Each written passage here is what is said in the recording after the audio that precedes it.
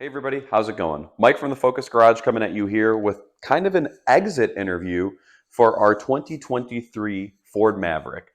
Now, I've had this vehicle just shy of 2 years now. I bought this March of 2023, so March of 2025 will be, two full years of owning this. And I have put at the time of filming this, I want to say right around 23-ish thousand miles on this here. Yeah, there we go. What do we got? 23,000 miles on this.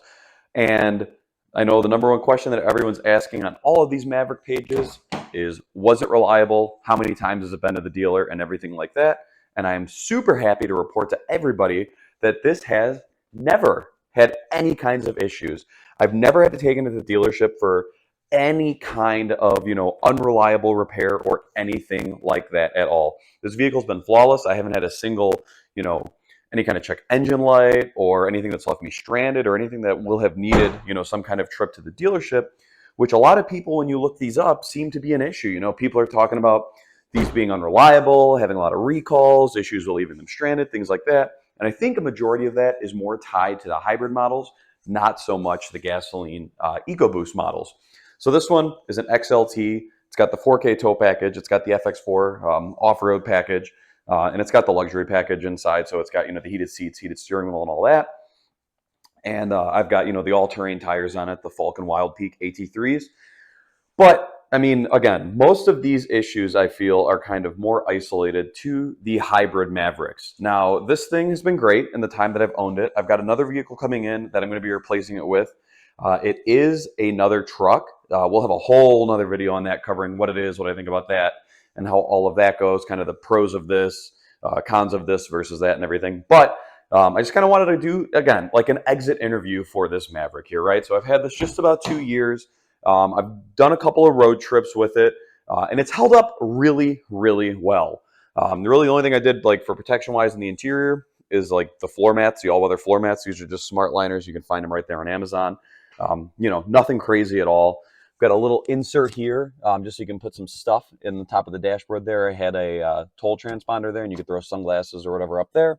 But I mean, that's it. Like nothing crazy at all. But like the bolster still looks like brand new. The seats look like brand new. The steering wheel looks like brand new.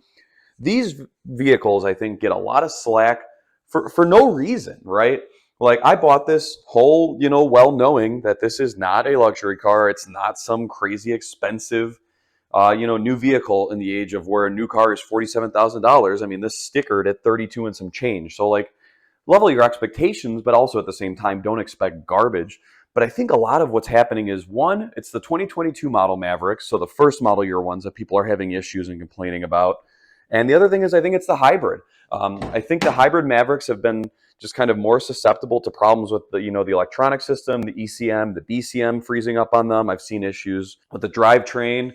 It's just, I don't know. The EcoBoost in this is pretty solid. I always jokingly tell people that this is basically a Ford Escape with the back cut off or a Bronco Sport. I mean, it is. It's the exact same vehicle. But with the hybrid, it's just there's more components to fail, right? This is a little more tried and true. It'll be interesting to see how the 2025 and ups with the all-wheel drive hybrid kind of compete. But at least in my experience, I don't know. This has been exactly what I've needed it to do. I will have a very, very hard time owning a vehicle that doesn't have a bed anymore. So I'm still going to be getting a truck that'll have a bed. But this has kind of shown me that usefulness of a vehicle with a bed. I mean, it's been so nice to be able to move wheels and tires around in here, mountain bikes, any larger furniture, just anything that you would need a bed for. I mean, it's so easy and so usable to just have that capability. I love it. I'm very, very used to that. Sitting up higher is very, very nice. Again, this is kind of the most practical daily that I've owned before, and it's made it very, very hard for me to want to own something not as practical as this. So I definitely appreciate the Maverick for opening my eyes up to that. The gas mileage for what this vehicle is was not bad either. I was always seeing, I don't know, like 22 to 26 miles per gallon, depending on things. There were times where I would do more highway driving than others, times where I do more city driving. Definitely, you do notice a loss of MPG from these tires. I think they cost me, I don't know, on average, I'd say about 2, maybe 2.5 MPG compared to what I was seeing before I put those tires on. But even like more consumable things, right? 24,000 miles. The brake pads are fine front and rear. Another thing that I'm actually kind of shocked and impressed by is that the rotors don't even have any rusting on them yet, and they've kind of been through like a winter and a half now. So that surprised me. I mean, I've seen vehicles new on lot where you've got these rotor hats, just rotting away, and the fact that these don't look like that yet, pretty surprised. Another thing that I'm pretty surprised by too is how well the paint has held up. That's bug guts, so don't worry about that. That's not a chip. But a lot of things, with new cars is water-based paint, very, very cheap, chips very, very easily. I've had quite a few Fords, and most of them not seeming to hold up the best paint-wise. And I mean, the leading edge of the hood here, again, the truck's dirty. A lot of that's like dirt and mud. But I mean, it's held up really, really well. There's not a lot of rock chips on it or anything like that. And this sees a lot of higher speed highway driving.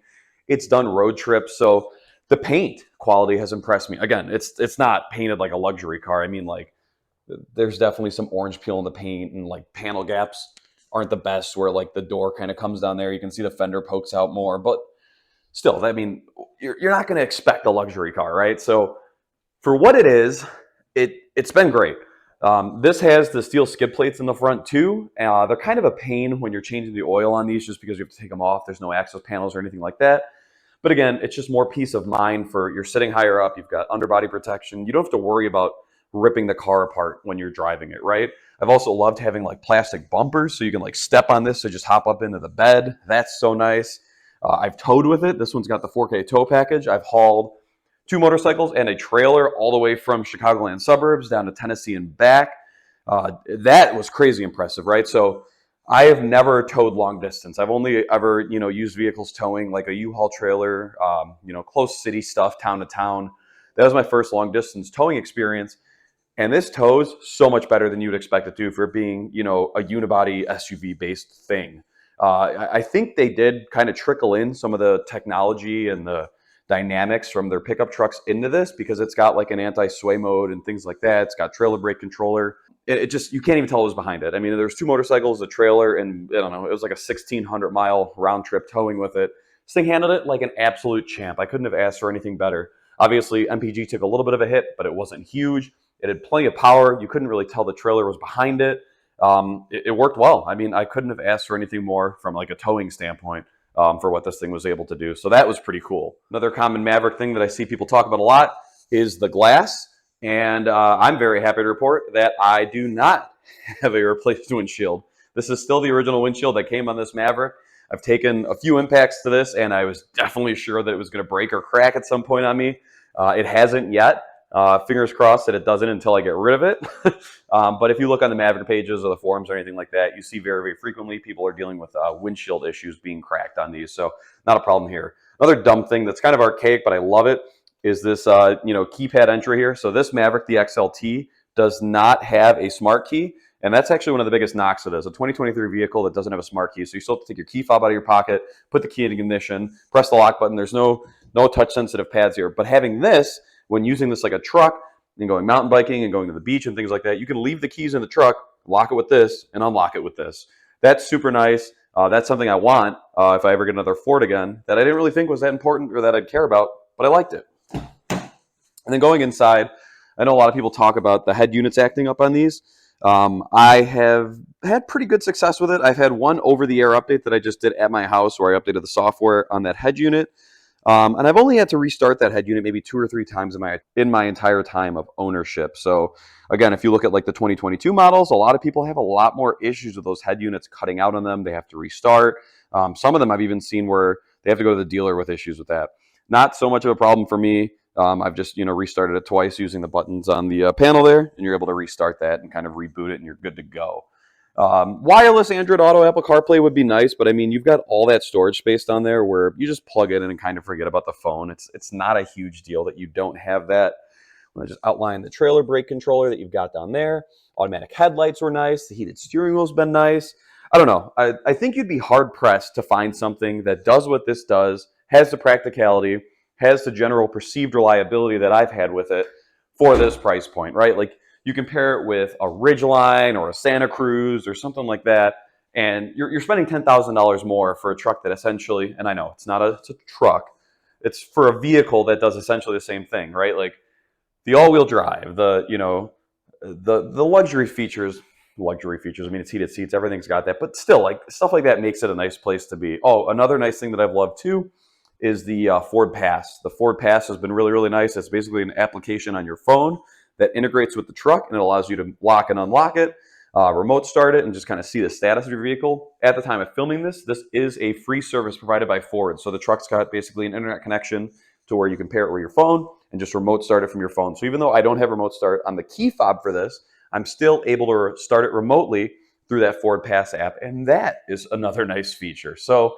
again, this thing just kind of knocks it out of the park with the little like life niceties that you kind of grow to appreciate and you'll miss in other vehicles. As far as like modern technology that's missing that I'd like to see, but I didn't want to pay the lariat trim money for. Smart key would be really, really nice. A wireless proximity key fob would have really, really appreciated that. They've added that now in the 25s on the lower model. So if you get a 2025 Maverick, you get that. Having to pay extra for the blind spot is dumb. So I didn't like that. I didn't want to spend, I think, $400 or $500 to add it to this. I didn't do that. And then you also don't get the adaptive cruise control on this, I think, unless you get a lariat. I don't even think it was an option on my XLT trim. So that's another thing to be kind of mindful of, is that that's not offered if you're looking at the older pre-facelift Maverick. So 22, 23, 24.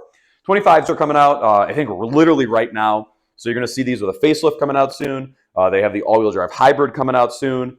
And you also have the Lobo coming out soon. And I am going to tell you right now that I wanted to order a Lobo. I wanted to love the Lobo.